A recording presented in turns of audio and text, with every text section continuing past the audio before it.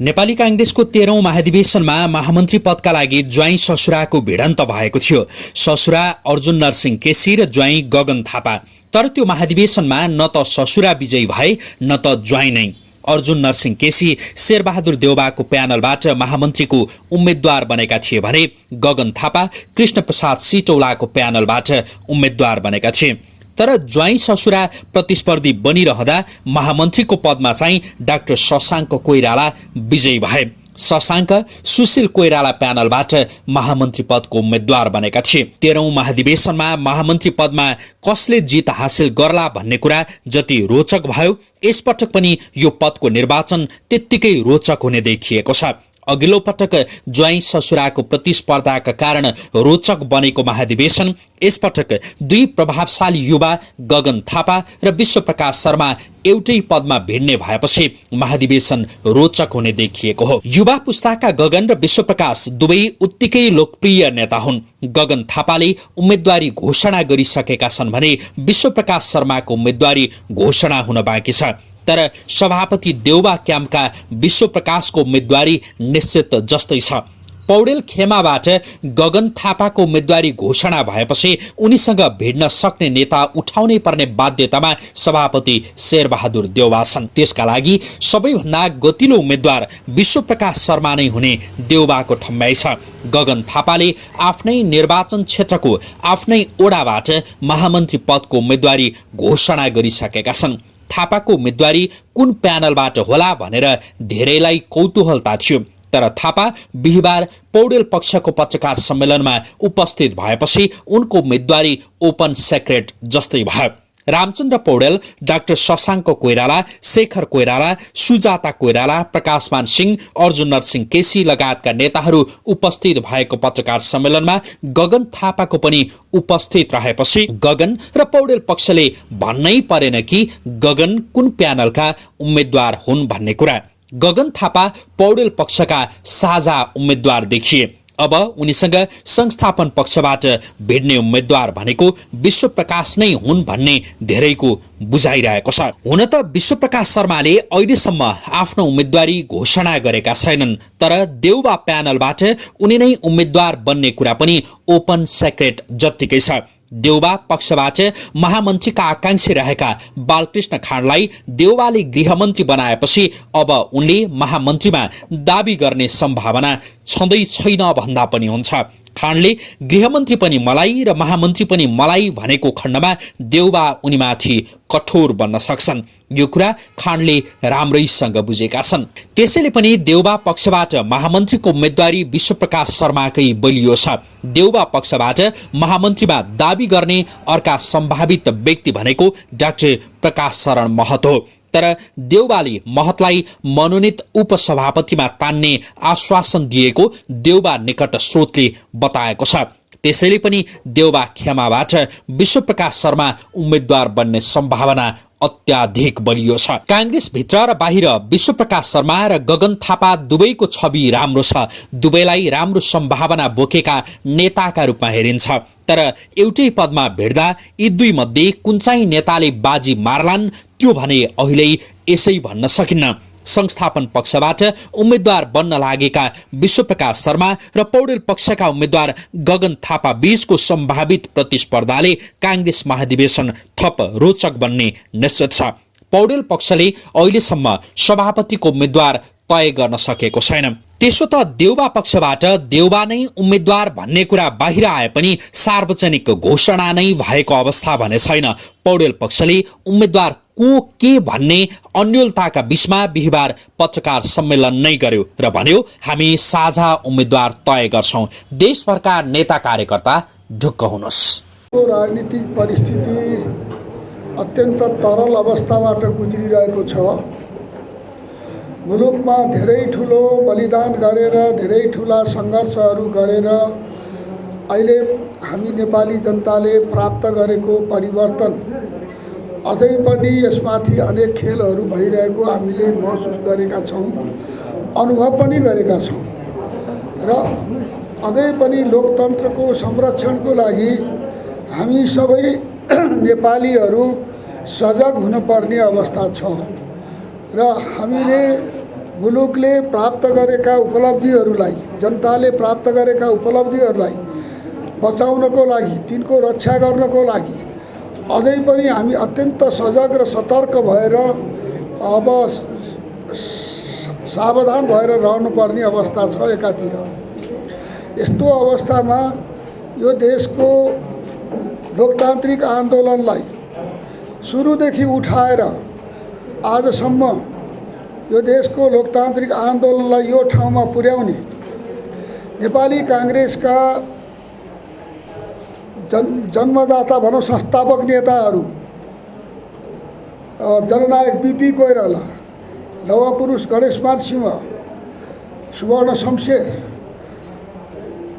कृष्णप्रसाद भट्टराई, नेपाली काङ्ग्रेसका नेताहरू गिरिजाबाबु, सम्पूर्ण नेपाली काङ्ग्रेसका हाम्रा अग्रजहरू भनौँ लगायतका सम्पूर्ण हाम्रा अग्रजहरूले जुन सपना देख्नुभयो, नेपाली समाजको जुन तस्बिर मनमा राख्नुभयो, जुन एउटा लोकतान्त्रिक समाज, जुन सुसभ्य समाज, जुन समृद्ध समाज, जुन उन्नत र चाहिँ सुसभ्य समाजको कल्पना गरेर उहाँहरूले यो मुलुकमा एउटा आन्दोलनको सुरुवात गर्नुभएको थियो र यो मुलुकलाई नयाँ दिशा दिने, मुलुकमा त्यतिखेरको सामन्ती प्रणालीलाई अन्त गरेर लोकतन्त्रको युगमा ल्याउने र आधुनिक युगमा नेपाललाई ल्याउने जुन कल्पना गरेर हाम्रा नेताहरूले जुन आन्दोलनको सूत्रपात गर्नुभयो नेपालमा, आज हामी त्यही आन्दोलनको सिलसिलामा हामी ती सपनाहरू, हामी ती चाहिँ अठोटहरू र हामी त्यो समाजको त्यो नेताहरूका कल्पनाहरूलाई साकार पार्ने जिम्मेवारी बोकेको यो हाम्रो पुस्ता, हाम्रो जेनेरेसन, हामीले पनि हाम्रा स्वर्गीय चाहिँ हाम्रा श्रद्धेय अग्रजहरूको त्यो चाहिँ उहाँहरूको अठोटलाई, मिसनलाई बुझेर हामीले सकेको आन्दोलन र सङ्घर्ष गरेका छौँ र नेपालमा सङ्घीय लोकतान्त्रिक गणतन्त्र र समावेशी प्रजातन्त्रको लोकतन्त्रको स्थापना हामीले गराएका छौँ र नेपालको संविधान बनेको छ। त्यो बेलामा बीपी कोइरालाले नेपाली जनताको शासन जनताले बनाएका संविधानबाट हुनेछ, चल्नेछ भनेर गर्नुभएको घोषणालाई साकार पनि हामीले गरायौँ र हामीले संविधान सभाबाट संविधान निर्माण गरेर एउटा नयाँ अध्यायमा हामी प्रवेश गरेका छौँ। यसरी प्रवेश गरिसकेपछि पनि जसरी नेपाल सहज रूपले अगाडि बढ्नुपर्ने थियो, जसरी नेपालले चाहिने प्रगतिको बाटोमा अब राजनीतिक मुद्दाको अन्त गरेर, राजनीतिक विवाद समाप्त गरेर आर्थिक विकासको बाटोमा हामी हिँड्नुपर्ने थियो, अब राजनीतिक विवाद छैन, अब आर्थिक विकासमा जाने हो भनेर हामी सबै एक भएर नेपालीहरूले अगाडि बढ्नुपर्ने जुन चाहिँ अवस्था हो, तर त्यो हुन नसकेको अवस्था निश्चय नै पनि एउटा दुःखद र चिन्ताजनक अवस्था मैले महसुस गरेको छु र हामीले सोचेका छौँ त्यस्तै किसिमले। त्यसो भएको हुनाले अहिले यो विषम परिस्थिति बन्यो। सत्तामा पुग्नेहरूले सत्तालाई ठिक ढङ्गले सञ्चालन नगर्दा पात्रहरू, व्यवस्था अत्यन्त राम्रो छ, व्यवस्थाले चाहिँ नि देश र जनताको हितको लागि अत्यन्त राम्रा कल्पना गरेको छ, व्यवस्थाले नेपालको सुन्दर भविष्यको र नेपालको चाहिँ समृद्ध नेपालको चाहिँ परिकल्पनाको एउटा बाटो खोलेको छ, व्यवस्थाको टुङ्गो लागिसकेको छ। तर यो देशमा दुःखको कुरा के छ भने अरू मुलुकहरूमा एकपटक आएको परिवर्तन त्यसले राजनीतिक व्यवस्थाले चाहिँ नि स्थायी रूप लिइरहेको छ। त्यही भारतमा 1947 देखि जे आयो व्यवस्था त्यसैमा चलिरहेको छ, त्यही माथितिर त्यही व्यवस्थामा चलिरहेको छ। हामी कहाँ पटक पटक व्यवस्था बदल्ने यस्ता कुराहरू पनि भएका छन्, जसले गर्दाखेरिमा हाम्रो मुलुकले धान्न नसक्ने, पटक पटकका प्रयोगहरूलाई धान्न नसक्ने त्यस्तो अवस्था पनि हामीले भोग्नु परेको छ। त्यसो भएर पनि हामी गम्भीर भएका छौँ। त्यसो भएर पनि हामीले प्राप्त गरेको व्यवस्था र उपलब्धिलाई सुरक्षा गरेर, त्यसलाई स्थायित्व दिएर, त्यसलाई साकार रूप दिएर त्यो देशलाई प्रगतिको बाटोमा हिँड्न हिँडाउन हामी कटिबद्ध भएर लागेका छौँ र यही क्रममा देशको विकास र उन्नतिको लागि जे जति चाहिँ एउटा यत्रो चुनाव भयो, सम्पन्न भयो, सरकार बन्यो, तर चाहिँ त्यत्रो 2/3 धन्नैको सरकार बन्यो, त्यसले चलाउन सकेन र अहिले चाहिँ यो चाहिँ कम्युनिस्टहरूको जो सत्ता थियो त्यसले सरकार देश सञ्चालन गर्न असफल भएको अवस्थामा अहिले नेपाली काङ्ग्रेसकै काँधमा फेरि देशलाई सञ्चालन गर्ने एउटा चाहिँ जिम्मेवारी पनि आएको छ। यस्तो अवस्थामा हाम्रो पार्टी जति सजग, जति सबल, जति सक्षम र जति चाहिँ हाम्रो पार्टीले एउटा जनतालाई एउटा नयाँ किसिमले चाहिँ उत्साह उत्पन्न गर्न पर्ने हो, त्यो नसकिरहेको अवस्था पनि हामीले महसुस गरेका छौँ र वास्तवमा यो अहिलेको भर्खरको चाहिँ ओली सत्ताको परिवर्तन जो भयो, यो परिवर्तनबाट जुन नयाँ व्यवस्था, नयाँ चाहिँ सरकार संरचना अहिले चाहिँ खडा भएको छ, यसले आफ्नो सार्थकता सिद्ध गर्नुपर्ने आफ्नो ठाउँमा छँदैछ। त्यही बिचमा हाम्रो पार्टी नेपाली काङ्ग्रेस यो चाहिँ एउटा लोकतान्त्रिक पार्टी भएको हुनाले लोकतन्त्रमा सबैभन्दा महत्त्वपूर्ण कुरा के हो भनेदेखि कि आवधिक निर्वाचन र कुनै पनि चाहिँ लोकतन्त्रको चाहिँ सबैभन्दा ठुलो के भने आफूले चुनेका प्रतिनिधिबाट शासन हुने र चाहिँ त्यो प्रतिनिधिले राम्रो गर्यो भने त्यसलाई जनताले निरन्तरता दिन सक्ने र त्यसले राम्रो गर्न सकेन भने त्यसलाई चाहिँ फेरेर अर्को प्रतिनिधि जनताले चुन्ने, त्यो सार्वभौम अधिकार नेपाली जनताको, कुनै पनि दुनियाँका लोकतान्त्रिक दुनियाँका जनताको त्यो अधिकार सबभन्दा लोकतन्त्रको यो सबैभन्दा महत्त्वपूर्ण पक्ष हो र हाम्रो पार्टीको विधान बनेको छ। देशको संविधान जस्तै हाम्रो पार्टीको पनि विधान बनेको छ र त्यो विधानमा चाहिँ हाम्रो पार्टीलाई एउटा चाहिँ सामूहिक नेतृत्वमा यो विधानले लगेको छ र हाम्रा केन्द्रीय समितिका थुप्रो साथीहरू सबैका सब निर्वाचित भएर चाहिँ आउने यो व्यवस्था हामीले मिलाएका छौँ र त्यस्तो लोकतान्त्रिक संविधान, त्यस्तो समावेशी संविधान वास्तवमा अरू पार्टीको नेपालमा छैन। यसमा हामी गर्वका साथ भन्छौँ।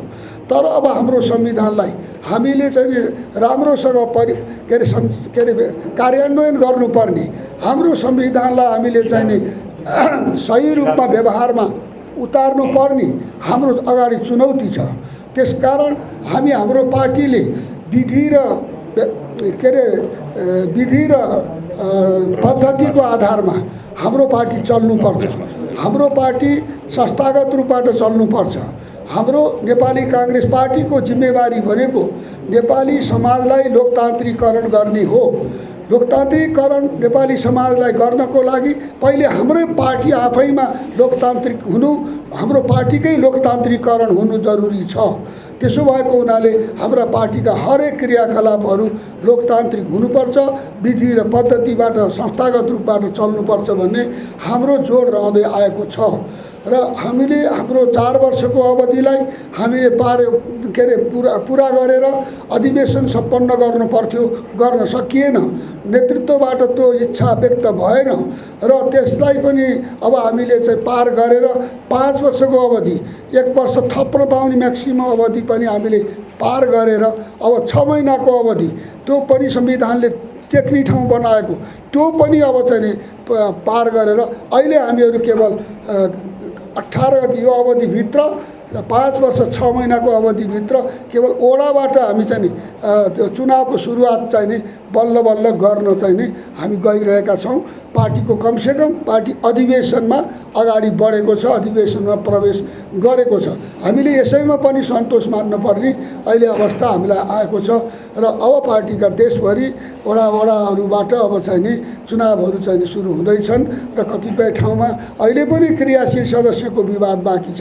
अभूतपूर्व रूपमा यसपालि क्रियाशील सदस्यको समस्या आयो, पार्टीभित्र ल्याइयो। पार्टीभित्र वास्तवमा यसले गर्दा हाम्रा निष्ठावान साथीहरू, हजार नेपाली काङ्ग्रेसका निष्ठावान कार्यकर्ताहरू पीडित भएको पनि अनुभव गर्नु परिरहेको छ। त्यसलाई रक्षाको लागि पनि धेरै ठुलो सङ्घर्ष, पार्टीमा पारदर्शी ढङ्गले क्रियाशीलको वितरण होस्, पार्टीमा न्यायिक ढङ्गले पारदर्शी ढङ्गले वैधानिक तरिकाबाट पार्टीको यो चाहिँ अधिवेशन सम्पन्न होस् र त्यसमा चाहिँ कुनै किसिमको हाराफेरी हुन नपाओस् भनेर पनि हामीले सङ्घर्ष गर्नुपर्ने अवस्था पनि आएको छ। यो सबै परिप्रेक्ष्यमा नेपाली काङ्ग्रेसलाई एउटा नयाँ ढङ्गले जनताको भरोसाको केन्द्र बनाउन, नेपाली काङ्ग्रेसलाई राष्ट्रको विकासको लागि एउटा महत्त्वपूर्ण चाहिँ एउटा माध्यमको रूपमा अगाडि बढाउन र नेपाली काङ्ग्रेसलाई लोकतन्त्रको चाहिँ एउटा चाहिँ मिसाल, एउटा लोकतन्त्रको उदाहरणको रूपमा लोकतन्त्रको पाठशालाको रूपमा बनाउन, यो पार्टीभित्र कतिपय कमी कमजोरीहरू जो छन् ती सबैलाई हटाएर, पार्टीभित्रका कमी कमजोरीहरूलाई चाहिँ हटाएर पार्टीलाई चाहिँ एउटा चाहिँ अत्यन्त लोकतान्त्रिक पार्टी बनाउनको लागि र पार्टीलाई सम्पूर्ण नेपाली जनताको भरोसाको केन्द्र बनाउनको लागि हामीहरू पार्टीभित्रकै अब जो हामी वास्तवमा चाहिँ सुरुदेखि 13औं महाधिवेशनदेखि चाहिँ एउटा हामीले यो पार्टीलाई सुधारेर लैजाने कुरामा हामीले आफ्ना विचारहरू राख्दै आयौँ। हामीले हरेक किसिमले सङ्गठित रूपबाट हामीले आफ्ना दृष्टिकोणहरू दिँदै आयौँ र हामीले एक किसिमले सङ्घर्ष गर्दै पनि आएका छौँ। तिनै मध्येको हाम्रो चाहिँ यो टिमले हामी पार्टीभित्र सुधार र परिवर्तन चाहने, पार्टीभित्र चाहिँ एउटा संस्थागत विकास चाहने, पार्टीभित्र लोकतान्त्रिक के एउटा पद्धतिको चाहिँ मूर्त रूप देख्न चाहने र पार्टीलाई लोकतान्त्रिकरण गर्न चाहने, आन्तरिक लोकतन्त्रलाई मजबुत बनाउन चाहने हामीहरू जो पनि हामीहरू थियौँ। अब आउँदो यो महाधिवेशनमा हामीले अब यो चुनावमा चाहिँ नि अब सरिक हुँदै जाँदाखेरिमा कमसेकम विचार मिल्ने साथीहरूको बिचमा एकताको प्रयास हामी गर्दै आएका छौँ र हाम्रो सामूहिकतामा विश्वास गर्छौँ र यो संविधानले पनि त्यतै सङ्केत गरेको छ। हाम्रो पार्टीको विधानले पनि सामूहिक नेतृत्वतिर नै जोड दिइरहेको छ। त्यसकारण हामी यो सामूहिक नेतृत्वमा पनि विश्वास गर्ने भएको हुनाले र यो व्यक्तिवादी प्रवृत्तिबाट हामीले एउटा चाहिँ सामूहिकताको बाटोमा देशलाई र पार्टीलाई लान चाहने हामीहरू भएको हुनाले हामीहरूले चाहिँ नि उम्मेदवारी दिने कुरामा पनि आफैले चाहिँ उम्मेदवारी दिने कुरा भन्दा पनि सल्लाह गरेर हामीले आपसमा चाहिँ सहमति गरेर हामीले कसलाई कुन ठाउँमा राख्नुपर्ने हो, कसले के जिम्मेवारी लिँदा ठिक हुन्छ, कहाँनिर हाम्रो बिचमा चाहिँ यो आपसमा एकता कायम हुन्छ, सबै समेटिएर सबै सम्मिलित भएर कसरी हामी अगाडि बढ्न सक्छौँ र चुनौतीहरूको सामना गर्न सक्छौँ भनेर चाहिँ हामी छलफल गरिरहेका छौँ। र त्यसै बिचमा अहिले अब भोलिदेखि चुनाव वडाबाट सुरु हुने भएको हुनाले आज हामी एउटा सन्देश के दिन चाहन्छौँ सम्पूर्ण मेची महाकालीका तमाम लाखौँ कार्यकर्ता साथीहरूलाई, पार्टीका साथीहरूलाई एउटा हामी चाहिँ सन्देश के दिन चाहन्छौँ भने हामी यो पार्टीभित्र जो सुधारको पक्षमा छौँ, पार्टीलाई चाहिँ एउटा जनताको भरोसाको केन्द्र, एउटा लोकतान्त्रिक साकार लोकतन्त्र साकार गर्ने पार्टीको रूपमा उपस्थित के अरे जो हामीले पार्टीलाई अगाडि बढाउन चाहेका छौँ त्यो विचार मिल्नेहरू हामी भोलिको निर्वाचनमा हामी एउटै सभापतिको उम्मेदवार दिएर हामीले चाहिँ एउटा राम्रो चाहिँ एउटा नेतृत्व गर्ने प्यानल दिएर हामी अगाडि बढ्छौँ भनेर आज हामी देशभरिका साथीहरूलाई आश्वस्त गर्न चाहन्छौँ। र हामी आपसमा हामी चाहिँ कुनै हाम्रो बिचमा केही चाहिँ एउटा खटपट नगरिकन हामी चाहिँ आपसमा एकताबद्ध भएर पार्टी बचाउनको लागि, लोकतन्त्र बचाउनको लागि र यो मुलुकको अस्तित्वलाई जोगाउनको लागि हामीहरू चाहिँ एक भएर अगाडि बढ्छौँ र हामी यो अधिवेशन पुरै 14औं महाधिवेशनको अन्तिम अवस्थासम्म पनि हाम्रो एकता अटुट रहन्छ र हाम्रो एकतामा कुनै किसिमको चाहिँ आज आउने छैन भनेर पनि आज देशभरिका साथीहरूलाई आश्वस्त रहन म हाम्रो सबै साथीहरूको तर्फबाट अहिले यो अपिल हामीहरू गरिरहेका छौँ। र म यति मात्रै आज तपाईहरुलाई भन्न चाहन्छु कि हामीले एउटा सभापतिको उम्मेदवार सबै सल्लाहले हामी दिन्छौँ र साथीहरू ढुक्क रहन सबै साथीहरूलाई म हार्दिक अनुरोध गर्दछु। देशभरिका साथीहरूलाई म यही सन्देश सबै साथीहरूको तर्फबाट दिन चाहन्छु। धन्यवाद। जय नेपाल। निर्णयमा पुग्छौँ।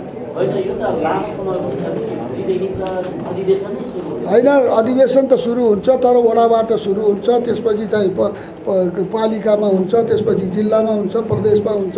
यो त केन्द्रीय अधिवेशनको लागि त अझै पनि 1.5 महिना 2 महिना कति बाँकी छ। मङ्सिरको 9, 10, 11, 12 मा हुने हो केन्द्रीय अधिवेशन होइन। तर हामी सकेसम्म चाँडो गर्छौँ। अहिलेसम्म सहमति नभएको कुरामा ठिक छ। अब अरू त केही छैन। ल साथीहरू, अब धन्यवाद भन्छु। अरूको चाहिँ अधिकारको रक्षा हुने गरेर नै यसको क्रियाशीलको टुङ्गो लाग्छ र 1-2 दिन पछि भयो भने, अहिले 1-2 दिन पछि हुन्छ वडाको चुनाव। अहिले चाहिँ नि जतिको सम्पन्न भयो त्यसको चुनाव भोलि होला, अरूको चुनाव त्योभन्दा पर्सि होला। अब यो गर्दै जान्छौँ हामी। ल धन्यवाद है साथी।